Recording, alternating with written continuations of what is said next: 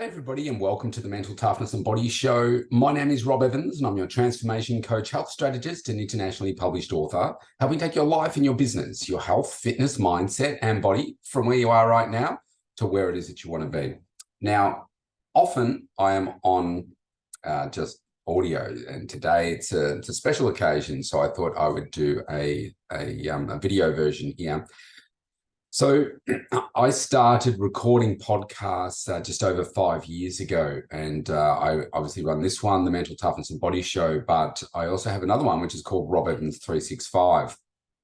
And I do 2 podcasts a day, and things have just been going along so quickly that a couple of days ago, we reached 3,000 episodes amongst the 2 podcasts. And I wanted to talk about today, like the top 1%, like mindset, thinking, and how you can achieve these sorts of results throughout your life. And I guess this is just one example, because I just did some quick research, and it's something like only 17% of people have done podcasts out of millions of podcasts that are on Apple in the last 90 days. And to do more than 3,000 episodes certainly puts me in the top 1%. And I guess what that demonstrates is just my commitment and the longevity of doing this. I think most people don't do more than sort of 10 episodes in a podcast, because they lose the momentum, or they don't create the momentum. And one of the things that I remember, I was sitting in the audience, and the time that I got to meet Dr. Phil, and he was saying that I think at the time I was listening to him, he just recorded like the 3,000th or the 4,000th episode of Dr. Phil. And I thought, wow. At that point, I think I'd only done like about 130 podcasts. And I thought, wow, do you know what? I'm going to do more episodes than Dr. Phil. Obviously, I'm not on TV.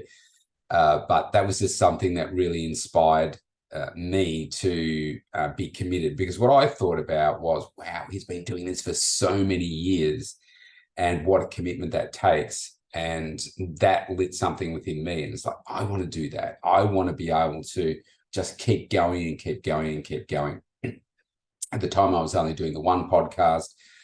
This one, the Mental Toughness and Body Show, was really born out of my coach, JT. He reached out to me around the time of COVID and said, you need to do this. He said, this would be a great name for your show. And I said, okay, I will do it. And so I've done 2 a day every day ever since, through the lows, the highs, going through COVID, going through the passing of my daughter.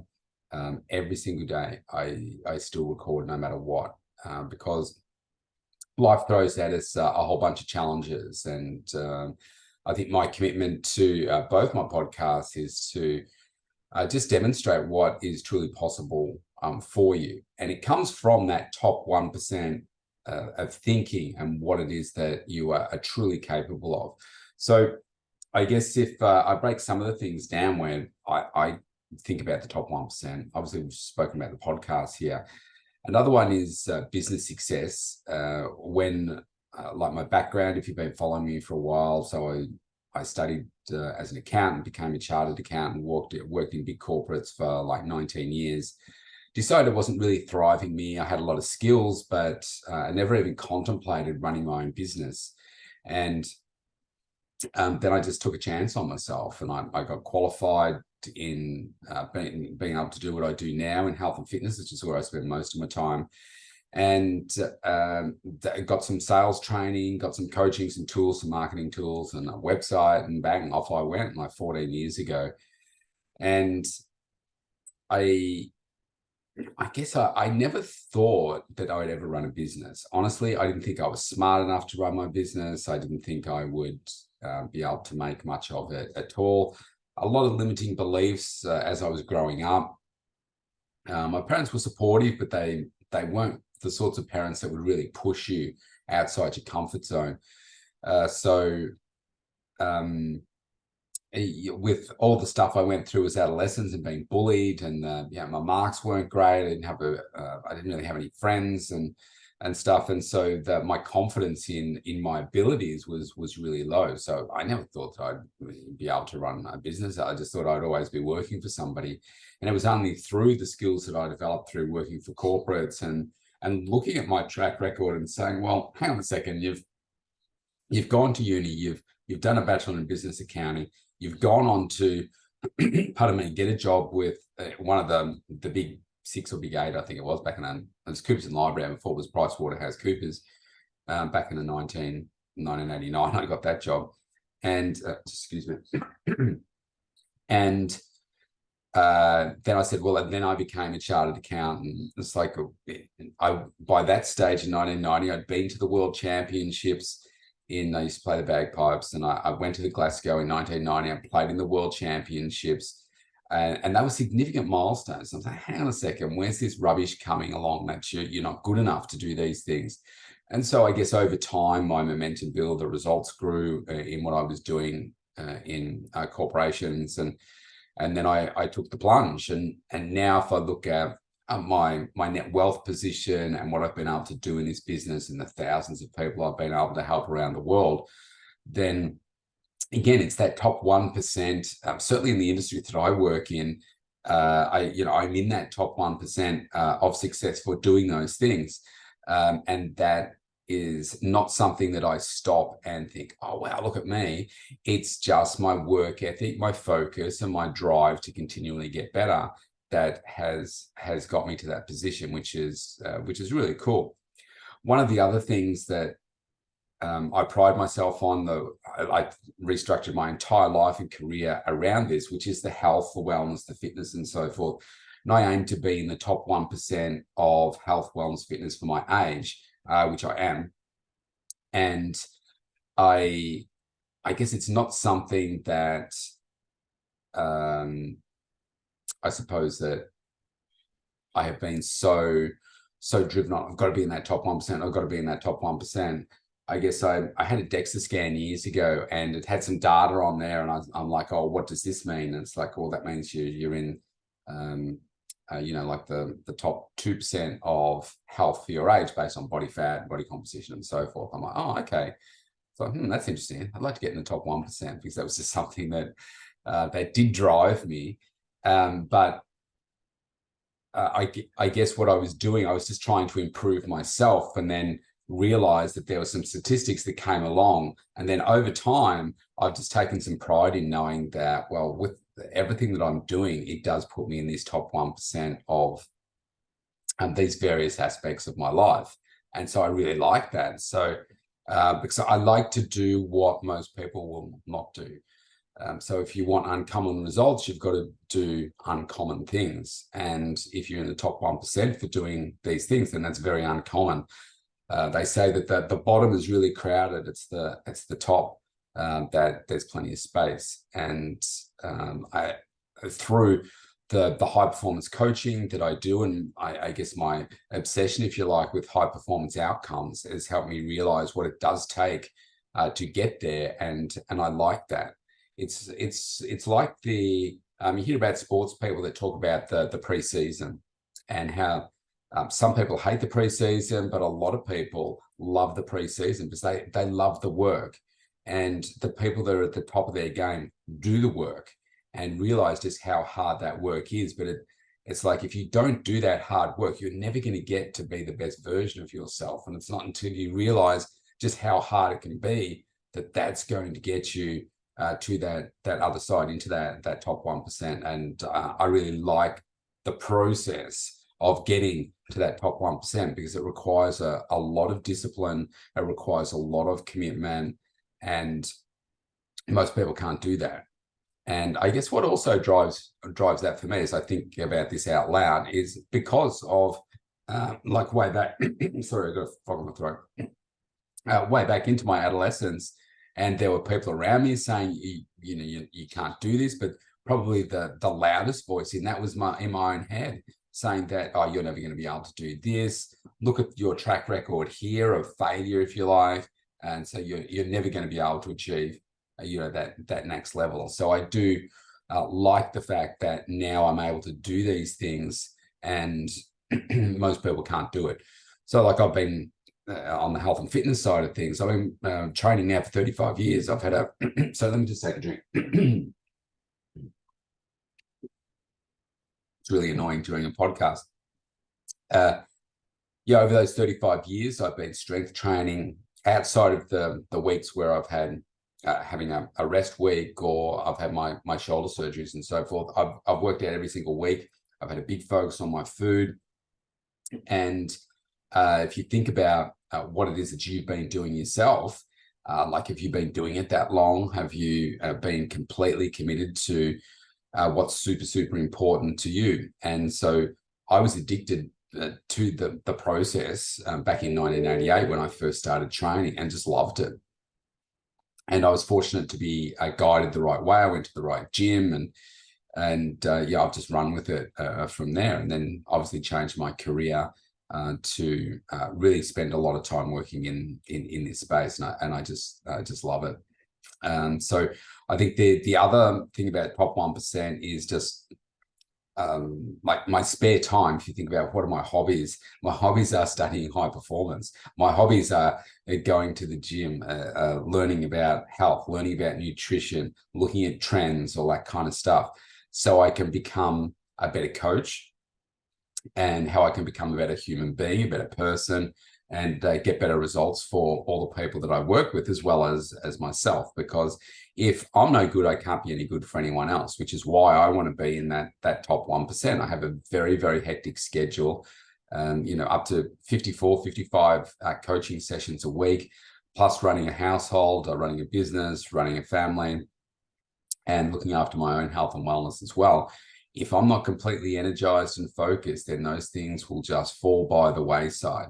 But my business is growing, and I really love that.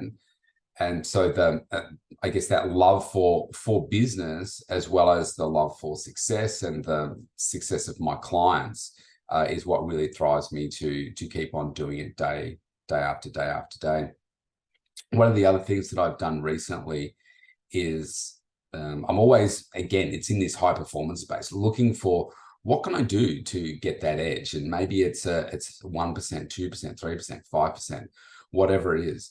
I look at different things and see, okay, is this something that I can introduce into my daily life? So probably 5 years or so. No, actually, it's probably longer.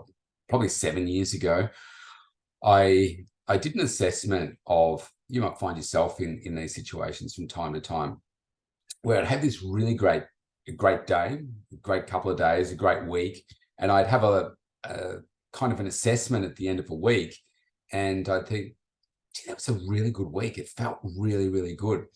And then for whatever reason, we tend to my thinking was different back then, but you get stuck into the transactional stuff of business, and a week would go by and I'd like, just didn't feel like it was the same as last week. Then maybe another week goes by, and you find you're getting distracted, not consciously, but upon reflection, you find, well, I'm a little bit distracted. I'm not getting as many outputs done as I did the week before. What's going on? And then what I realized was I was not replicating my focus. I wasn't replicating those big outcomes. And I'd find that maybe a week or two, I'd be really focused, or like the majority of the days within that time. But then I'd have like periods of like a week or so where I just wouldn't be focused. I'd be doing things, but I just wasn't focused. And I would get distracted by other things, like distracted by email, or it's like, oh, let's watch something on YouTube. Oh, I've got two screens here. And it's like, well, I'll have something playing on YouTube that might distract me from what it is that I'm really doing. And then I decided, like about that 7 years ago, that why don't I create a checklist of all those things that help me, if I do them every day, will help me stay focused and get really good outcomes. So I came up with this checklist, about a dozen things, and then I'd print that sheet off and I would tick them every day, and for every day of the week. Now at this stage, I was only doing that 5 days a week, so Monday to Friday. And then I'd look at it at the end of the week and say, oh, well, I only achieved this on this day, and I missed this on this day, and I'd rate my day at the end of it each day. And I worked out that, okay, well, if I don't do these things every day, I still get good outcomes. And then I'd add some other things in, trial those. And then I came up with this list of things that if I do this every day, yes, I'm really happy with my outcomes. And I know that I'm growing and doing those things. And so now it's kind of in my brain. So I do it so often, but I do it 7 days a week now. And that has been a big step up in helping my focus. So then fast forward to a few months ago, about 3 months ago, I was watching this thing on Netflix on quarterback, and I saw Kirk Cousins, quarterback for the Vikings. Sorry, Kirk. And he was talking about this neurofeedback training that he was doing. I'm like, this sounds interesting. And so I looked into that. And so he was talking about how it gave him like 1% to 3% difference. And this is very different. And most people don't do it. But I thought, okay, this is really interesting. So I inquired into it. I got the equipment. I've got the app on my phone. And now I do that coaching as well. So essentially you wear, actually I can show you, I've got it here. Comes in a little kit.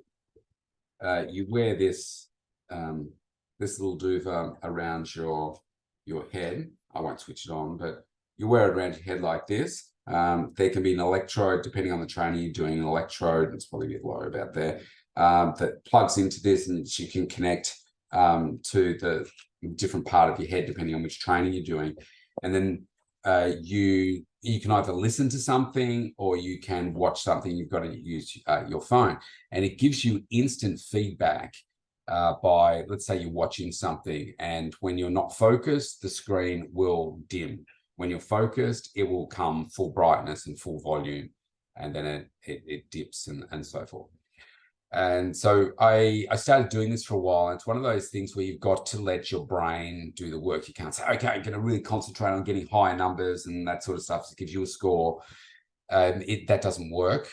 And I think, don't quote me on this, but I think it's about 400 sessions, something like that you've got to do. I don't think it's 400 hours. I think it's 400 sessions that you've got to do to start to get a really big improvement. And so I couldn't tell you how many that I think I've done for just about 82 sessions, something like that now.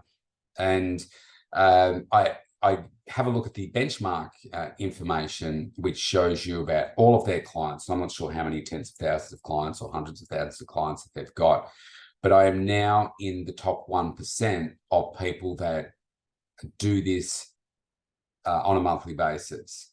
In other words, I train more than 99% of everybody else. And now that just clicked over yesterday, which kind of prompted me to throw that into this conversation as well. So I'm in the top 1%.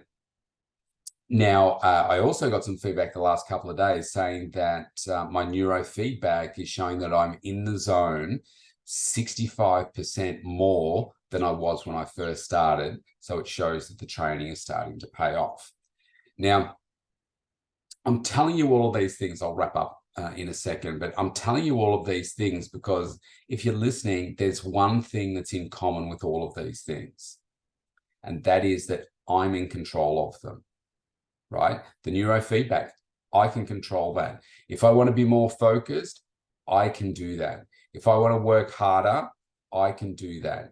If I want to create a better business, then I can do that by my focus, my coaching, etc. If I want to learn how to become a better coach, I can do that. If I want to obsess and study over high performance across any different fields, I mentioned Dr. Phil, I mean, I've met Richard Branson, I've met the president of Obama, I've met so many, like, oh, how many? It's about 40 or 50 celebrities now and billionaires, and studying like sports people, as I say, highly successful business people, billionaires, etc., etc. And I listen for what are the high performance things that they're doing. And there are common traits in all of it. They're all very focused. They all get coaching, and they're all relentless in their work ethic in what it is that they do.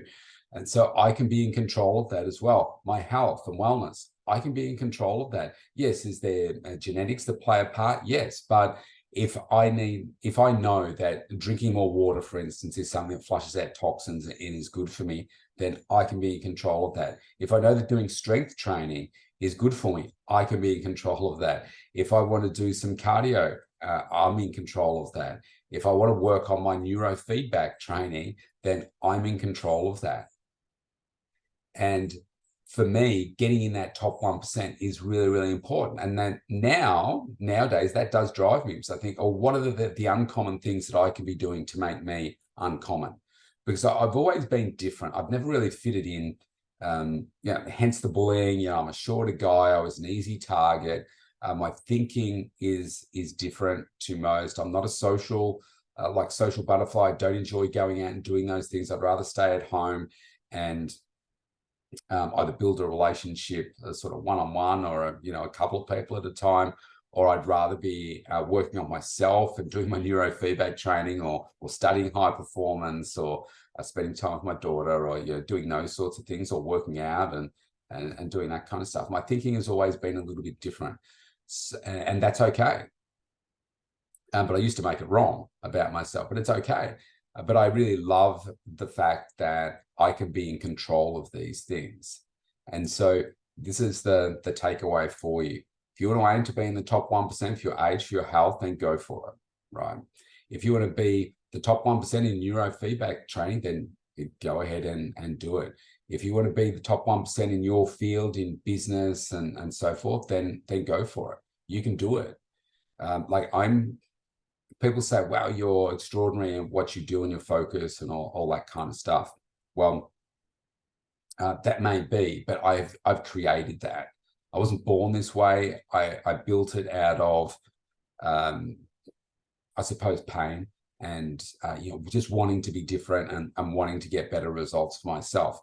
And like the business one, if I'm in the top 1% of like business and wealth and so forth, then none of these things have anything to do with, I suppose, those like the dollars. It has nothing to do with, I want to get the most episodes of podcasts in the world. All I'm doing and all the things I'm speaking about, it's a sense of satisfaction for me, because there was a big period in my life where I never thought I'd be able to do anything. I didn't think I'd amount to anything. I didn't think I'd be able to accomplish anything. And so all of these things are just really for me. Other people benefit from them, like my coaching and all that kind of stuff, but it's about what I'm proving to myself. And I think when you've got that mindset, you never settle. Like, it's like, okay, 3,000. Well, I want to get to 10,000, right? Why?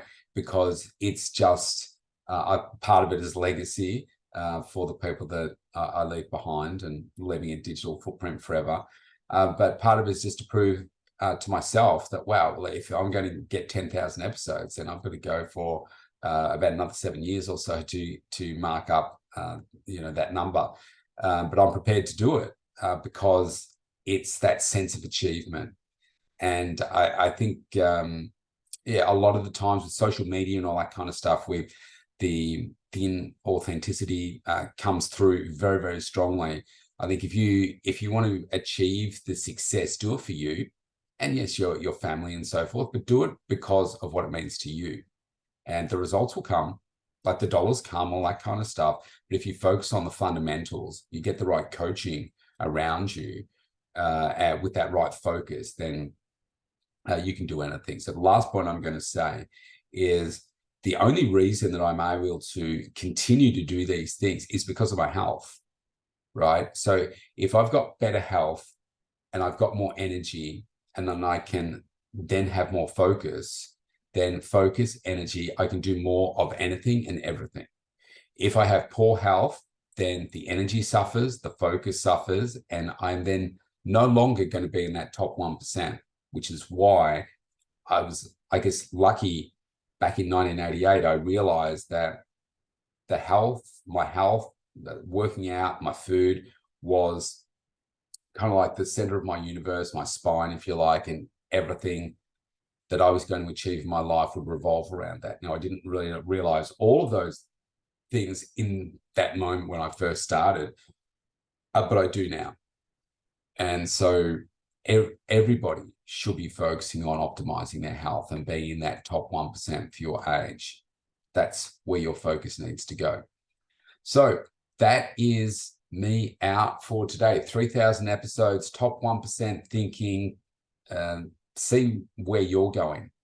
I just did a quick analysis, and these 2 podcasts now go to over 70 countries. It's been 62 for a while, but we're up to 70 countries now, which is pretty cool. I never thought, when I first started my Rob Evans 365 podcast, I recorded it for one person. It was one client that I had that needed some ongoing. That's why I started, because they needed some ongoing support in between sessions and stuff. I thought, okay, well, I'll start recording. And so bang, now 70 years later, the majority of listeners are in the US for both podcasts, actually, even though I'm based in Australia, but the majority are in the US. So thank you, all my US supporters. And if you want to connect with me, go to mentaltoughnessandbodyshow.com, and you can opt in for a free consultation now. If you've got something wrong with the like the mindset, your health and wellness, you want a program, whether it be strength, whether it be cardio, whether it be your meal plan, or how to help improve your mindset, then just reach out. It's a free consultation, and it doesn't matter where you are in the world. All we need is a Zoom connection, an internet connection, and then we can connect on Zoom and connect there and just see what challenges you're going through. So here's to the next 3,000 episodes. Thanks for being loyal listeners. I truly appreciate it. See you tomorrow.